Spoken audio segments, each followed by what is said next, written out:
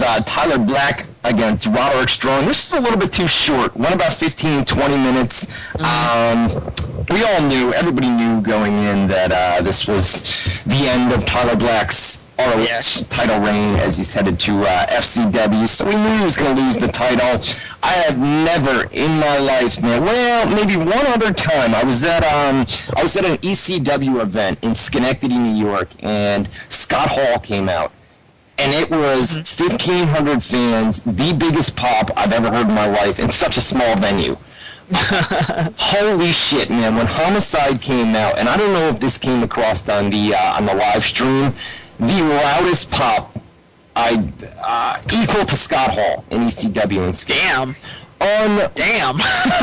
I mean, unbelievable. I mean, Homicide from New York, obviously, you know, former Ring of Honor World Champion, then went to TNA, and now he's back. And they kept the return a surprise. They had him arrive late to the building so that nobody was aware that he was going to be there. So it was just my shit. I mean, the fucking roof blew off that building, man. It was just insane. A really, really good show. I would, if you missed it, go order the DVD, guys, when it comes out. It'll probably be, I don't know, a month or two from now over on ROHWrestling.com. But just an awesome card from top to bottom. And not only that, but you know, when you walk in the door, and you'll see this at TNA, when you walk in the door, you'll see Don West will be there at the merchandise. And on your way out the door, Jeff Jarrett will be there, and all the guys will come out. You know, when you walked in the door at Ring of Honor, you had it was Terry Funk, Charlie Haas, and Shelton Benjamin, who were just standing there basically signing autographs. You could talk to me. I mean, basically just there, you know what I mean? Just like another fan. And then Jim Cornette was at another table. Jim Cornette's always there and out mingling in the audience. So it's just really cool that they bring those guys out, you know what I mean? And Zach Yeager, head of Ring of Honor Security. You guys know the issues from last time. You diehard WZR. I remember that story too. I caught up with him, and we were able to put the past issues behind us. I think. Oh, really? Good shit. I think you told that story before, like a couple weeks before I came on. I think it was back when Boone was here. Yeah. It was I remember now. In Boone's, final few weeks here. But yeah, man, we were able to put that behind us, and I offered to buy him a beer, and he was working, so we couldn't do that. But nonetheless, Zach Yeager and myself have put it behind us. Good stuff. Oh, real quick though, man, I just got IM from Straight Edge Society 12, and they asked me to say this. I just wanted to mention them because they said to say, Ryan and Chris, this is a wicked awesome show. I go on to say it all the time. You guys really know your stuff. No doubt. I appreciate it, man. And once again, guys, if you guys want to contact us, if you don't feel like calling us live or you can't get in the chat for some reason, you can send an instant message if you guys are on AIM. It is WZR Questions. So, get at us. Get at us. Daddy? Daddy? Daddy? I can't use daddy, man. That's got to be your catchphrase. You know what I mean? Dude, I love Bill Alfonso. No, I know. He's the man. It's not your catchphrase. It's Bill Alfonso. Yeah, you got to use it. You know what I mean? I know, exactly. Yeah, exactly. I'm like a Bill Alfonso mark. No. Oh, get him, Rob. You get him, brother. My producer. Oh, damn. Yeah, baby, now get him. All right, guys, get to our live chat room, www.WZROnline.com/chat. Once again, WZROnline.com/chat. We've got lots and lots of people in there. Like I said, in hour number 2, we're going to open up the live phone lines. We're going to talk nothing but Billy Gunn and Matt Hardy. Also a little bit about Kevin Nash and Floyd Mayweather. Like that's Chris brought earlier. I think that Kevin Nash thing, though, I mean, we'll get into it later, but I think that's really interesting, man, because we've been talking about that locker room divided, and I think this all just goes back to what RVD said, man. We talked about it a couple weeks ago. What RVD said was a big mistake. Yeah. I'll tell you, man. We'll get into that in hour number 2. One thing, I guess I should, you know what, we'll save that for hour 2. Save it. All right, WZROnline.com/chat. That chat is really filling up tonight, no doubt. Get in there, WZROnline.com/chat. We'll give out the live phone number here in just a little bit. All right, here we go. We're going to get into Monday Night Raw from last night. You know what else we got to talk about is the independent contractors thing, my man, in WWE. This is a game changer. If this goes through, as we'll get into what the independent contractor status means. At some point as well. Basically means that WWE doesn't have to pay for your insurance and travel and that stuff. But we'll get into that in hour number 2. So talk about that. All right, Monday Night Raw from... Get him, Rob. Yeah, I know, man. Rob is taking care of business. He's laying the wood down in the chat, baby. No. He's sending me messages here on, Happy Camper. Get him, baby dolls.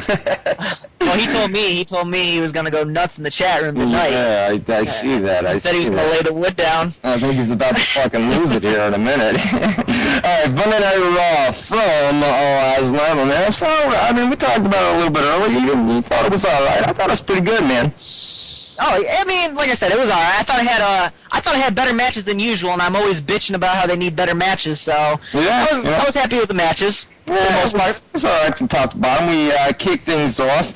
Actually, they were backstage, and we had the Raw Roulette. Yeah.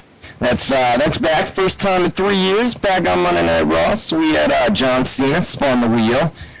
They were going to determine the type of match that John Cena and Randy Orton would be in later in the main event. Orton was there as well. It ended up, it was a tables match, and Josh Matthews pointed out to John Cena the last time he was in a tables match, he had lost. And Cena said he's not worried. I'm feeling lucky tonight. It's Raw Roulette, baby. All right? Good stuff. We had guest host, whatever you want to call him, Chad Johnson. Chad Ochocinco came out. He was a little bit nervous, man. I mean, this guy's a cocky mofo, man. This guy's him and T.O., listen, you get out there in front of 18,000 people and you're going to have some jitters, you know what I mean? I understand he's out there in front of 80,000 people on a weekly basis, but he's not standing there with a microphone in the middle of a ring, you know? This is what really shocked me, because, I thought he'd be running his mouth, and he was really calm, and you know what I mean? Really mellow, man. Yeah, very mellow. There you go. That's perfect. Real mellow. He was basically comes out. He promoted himself as good looking, and Miz came out, interrupted him. Everything Miz has done lately is fire, man. You know, I said this months ago when Boom was here. I said, Miz is the next starter. I'm telling you. But anyways, so Ocho Cinco, basically these guys go back and forth. Miz puts him over at first, and then says, it basically says we're kind of alike, and then no, we're nothing alike because I'm going to be a future champion, or I'm a champion, and you'll never win it with the Bengals. You'll never be a champion with the Bengals, this and that. I mean, they just went back and forth. This was, everything was awesome here, man. The delivery was great until that fucking GM rang in. Oh, I know. Doo-doo-doo. Oh, it's horrible. It's so horrible. And then it's like grown men arguing with a fucking computer. I know. I mean, the past couple of weeks, you see, Edge go up to the computer, he starts yelling at the computer, Jericho's yelling at the computer. Last night, Ed says he's gonna beat up the computer, he's gonna destroy the computer. Listen, get the fuck out. I could have sworn it was over last night when Jericho said, "Who do you think you are? You're trying to trick me into being Vince McMahon, blah, blah, blah." I thought, as soon as he said, if you're Vince McMahon, walk out here right now, I thought Vince is coming out, and there's finally a fucking end to this thing, man. And I didn't think we were gonna see Vince. I thought another McMahon would come out. No, I thought Vince was coming. I thought we were gonna see Stephanie. Yeah. Oh no, she just had a baby, didn't she? Just had a third baby, yeah. So never mind, that couldn't have been her. Shane's going, so. Hey, you want to know one of the funniest things, though, about that line with The Miz and Calvin Johnson? I want to know one of the funniest things. You got to know the funniest thing ever. The funniest thing ever happened on Raw. The funniest thing in my whole life. When Miz says to to Chad Johnson, he goes, "What does 85 stand for? How many drop passes are you going to have this year?" That shit was hilarious. What was it? What'd you say? Because The Miz goes, "What does 85 stand for? How many drop passes you're about to have?" Oh, yeah. I was cracking up. Yeah, he dropped a couple passes on, we didn't talk about football. He dropped a couple passes on Sunday. Yeah, but he also had 12 catches, so I can't be mad at him. Yeah, he dropped a pass that was going for a touchdown if he had it, man, if I remember correctly. He wasn't even out there for the Hail Mary. Yeah, fuck him. Him and T.O., man. I mean, they're not going to last.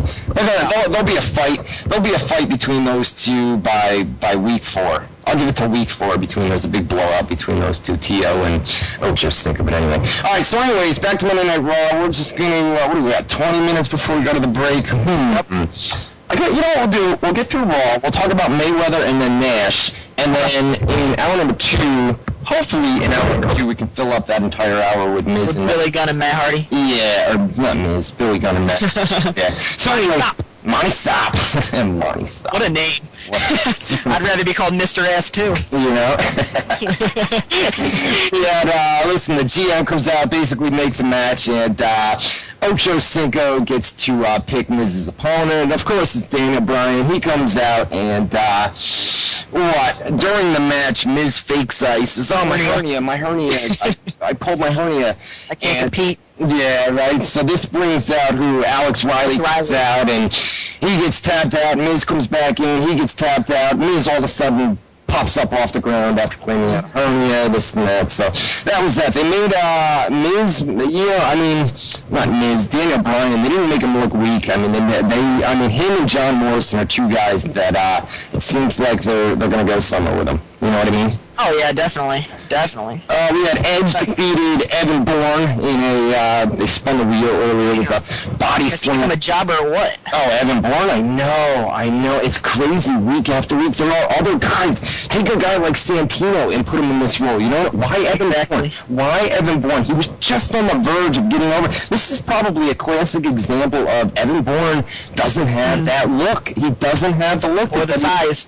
You know, and if you don't have that look, you're not going to be pushed, you know, and they tried it, and it's, in recent weeks, I mean, he's jobbed out week after week, you know what I mean? So, would he have one offensive move this whole match? They didn't make him look weak here, though. I mean, it went on, you know, I mean, the match went on, and then Edge hit the spear after the match, and then this fucking GM rang in, and basically Mark Henry comes out and says, I mean, this was 2 seconds, right? Mark Henry came out and body slammed him, and that was that. You know? It was just, I don't know, it was just... That was over. It was stupid. That was probably one of the lame moments on Raw. R-Truth and Eve Torres defeated Ted DiBiase and the Reese. They had stupid. Yeah, song and... This was so retarded. I mean, R-Truth is new theme. I like it, man. Here's the deal. Here's another thing. I got so much hate on this last night. This crunk. This word crunk, right? Mm-hmm. I went to Urban Dictionary, and basically... Little John, I know Urban Dictionary is not a good source, but basically Little John, or Lil John, whatever you call him, he came up with this word crunk, right? And his definition of this is marijuana and alcohol. And you mix the two together, and you get crunk, okay? Yeah. And then another definition said it's just basically having a good time. But having a good time is smoking weed and drinking beer. I guess there's several definitions of the word crunk. A lot of people were like, Jesus, dude. A lot of hate, man. A lot of hate, you know what I mean? Yeah. I don't know. What does crunk mean? People in the chat, I don't know. What is it? I don't know. Just look or go watch your Pale Hill TV. Crunk. I don't know. The last I heard it was weed and marijuana, but whatever. That's what Urban Dictionary said. I guess I'm wrong. Whatever. First time I heard crunk in a long time, my man. Yeah, I know. It's outdated, right? Outdated now. I figures they'd use it in WWE, right? Vince McMahon stuck in like the 80s, 70s, you know what I mean? Figures that he finally comes across, or somebody on the WWE creative team finally comes across the word crunk, and they use it, 5 years late? I know, right? It's Jesus, man. WZROnline.com/chat. God, I gotta take this sweatshirt off, man. It's getting hot up in this bitch. Whew. Yeah, man, it's hot here. It's in the 70s here. It's gonna get hot up in this bitch in hour number 2 as well. Yeah, because Monty Stop is that deal. Good Lord, man. Good Lord. We'll see what happens in hour number 2. We'll see. It should be interesting. I hope somebody. I really want somebody calling a debate. I do too, because there are lots of people that on the comment